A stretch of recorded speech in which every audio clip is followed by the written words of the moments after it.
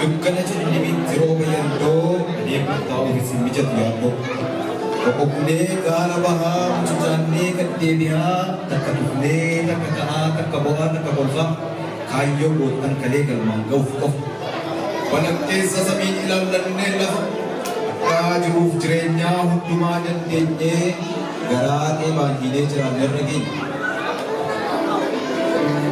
Gaara sobaa malee gamtaa sabaan diignu diigaan gorsinaa galma dhugaa malee ijaarsa mana cubbuuf dabooluu waaninaa agarreerra eeyyee bakka dhangaan jiru beelofneerra ittisin gorre garuu ittisin gorru galma dhugaa malee mana nyaataa miti kan barbaadaa jiru.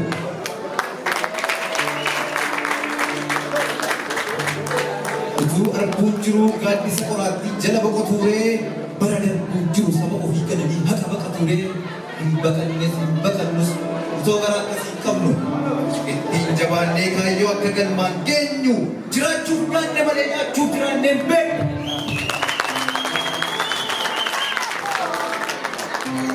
Yaa gujjaa mataa diimaa warri keenya qotanii warra qotetu beeka. Garee garaa fincaanii warri keenya hin dhalchine warra dhalchatu beeka. Jennee geerarra malee gurra ga'eetti jennee nuun hin boo'u dhaloonni galfata seenaa nyaanne.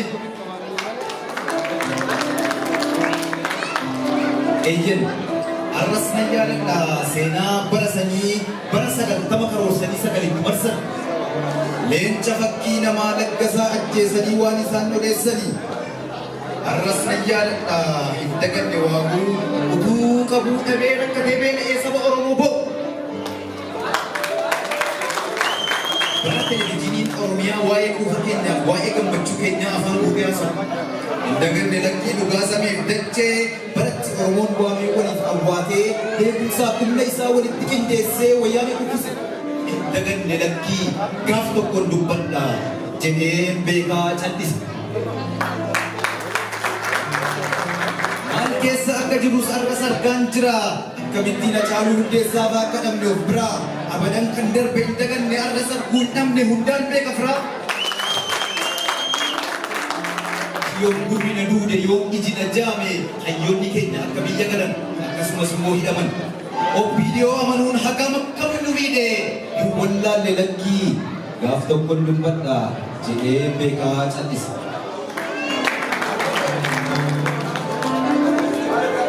Waa maraafuu eegee hadhaan nu ga'ee nuuf qoodee nagaasaa kan wal nu agarsiise waa galatasaa. Gamroomsee bulchuuf doofummaatti hambisee soba hanqaaqee dhugaa haqaaqee cubbuu bukeessee Hayila Sillaasee wajjin gungumee hasaasee isaa kiliinuu akka waddiif ilaanu dhokse.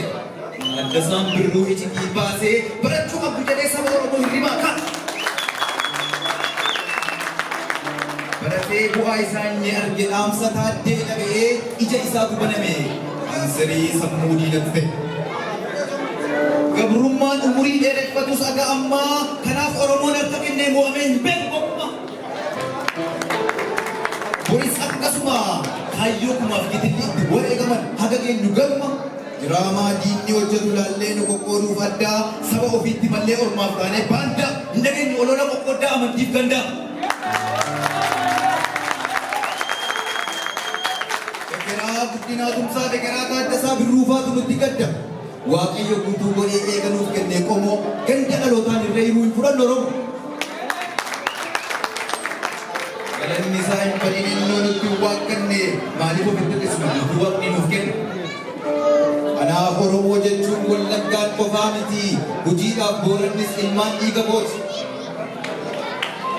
Harargee Arsii Baale Jimma Iluu Abbaa Booris qabeenyaan ittiin boonu warqee naaf caalu Booris. Shawaa raayyaas ta'u walloo waaqni nu badhaasnaan malee Oromiyaa bal'oo. Wanti itti dhalanne garaagara ta'uun rakkoon irratti nuumu bira keenyaa inni daangaa keenya bal'isee saba keenya baay'isee Rabbi guddaan haa galatoomu jedha.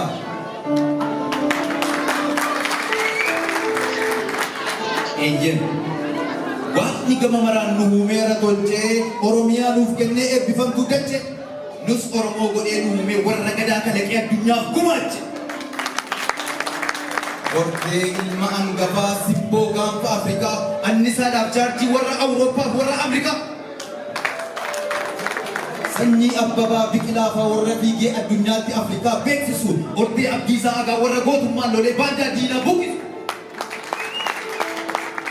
Sanyii Aliyyii Jillee warra dhoombirii xiyyaara buusu. Warra camalee qotee xaafii adii nyaachisu warra loon horsiisee itittuu hobaasu. Kan alagaa nutti hin boonuuf gara ofiitti harkisu. Eeyyeen nuti Oromoodha. Seenaa dhugaa dubbachuun namarraa hin bokkisu. Galatoomaa.